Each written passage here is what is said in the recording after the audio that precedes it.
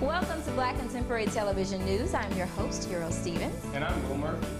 Every week on Black Contemporary News, we bring you the stories that matter to you in the African American community. First Lady Michelle Obama made a stop at one of the most famous streets in America, Sesame Street. The First Lady made a special appearance alongside Elmo as a part of Sesame Street's Healthy Habits for Life initiative. The country's Nubian fashionista promoted physical health and exercise among the country's youth. A new report out of Chicago shows that African American students are thriving at Afrocentric schools. The Betty Shabazz Center Charter School in Chicago is one of many African-centered schools sprouting up in the U.S. and Canada. This boasts a predominantly black teaching staff with education that includes an emphasis on African culture and values. Now, while some view the school as a push towards segregation, its administration points to higher test scores and graduation rates. Well, you can call your boss and tell them you're going to be late, or take your time and blame it on the traffic. You can certainly do that this morning. Eurro Stevens, she's in for Chip Wagner tonight. Eurro? Yes, we're looking at what is now our third accident of the evening, and once again, it's along 635. This is the reason why you want to keep a safe distance between you and the car in front of you. This accident along westbound 635 or past Miller and Royal. So we have some very slow-go traffic along 35 in Dallas. This problem that I'm looking at right here is all due to an accident reported right around Oak Lawn. And also, if you're traveling out in South Lake on 114, getting reports of a wild turkey on the shoulder picking up gravel right around Trophy Lake Road.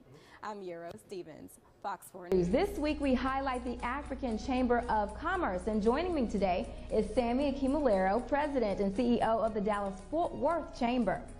Now, speaking of businesses in Africa, I was reading that 62% of the businesses in Africa are owned by women. So you were surprised?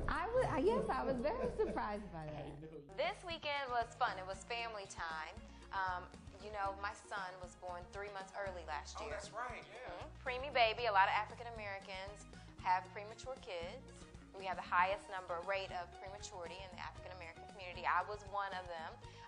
So this weekend we actually had what's called a NICU reunion, where they get all the kids together that came through the intensive care nursery there, and you get to see how they've grown. So we went back, took pictures, talked to the doctors, met with the nurses. He was in the hospital for 5 months. So, you know, that was our second home last year. Farrah Fawcett got some good news last week when she celebrated her 60th birthday. Last October, Farrah announced that she was battling cancer, and as of last week, she has learned that she is cancer-free. Now, also making news this week, Tom Cruise finally let his woman Katie Holmes out of the house to star in a movie. Queen Latifah's going to be in it too, Diane Keaton. The movie is called Mad Money, and the three of them play some Federal Reserve employees who try to steal some money before it gets destroyed. And we may need to take a trip on over to Shreveport, Louisiana, because that's where the movie is being filmed. Come to Dallas After Dark TV. As promised, we're about to head over to Memphis for some hot music and some great food. Let's go. Welcome back. Now it's time to check out some of the hottest music across the Metroplex. And we all know that there are some great singers all across Dallas. But Brooklyn Jazz Cafe is home to some of the best jazz singers that DFW has to offer. Check out my girl Kenya.